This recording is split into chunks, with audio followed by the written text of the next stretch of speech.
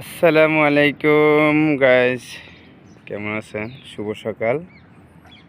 কে কোথা থেকে দেখছেন দেশে এবং প্রবাসে সবাইকে জানাই সালাম এবং শুভেচ্ছা। আসসালামু আলাইকুম। আশা করি সবাই ভালো আছেন। আমি আছি সংযুক্ত আরব আমিরাতে, সকালবেলা ডিউটিতে এসে দেখি আপনাদের সাথে একটু কিছু কথা বলি। দেখি সংযুক্ত আরব আমিরাতে সকালবেলার দৃশ্য, সকালবেলার আবহাওয়াটা একটু শেয়ার করি।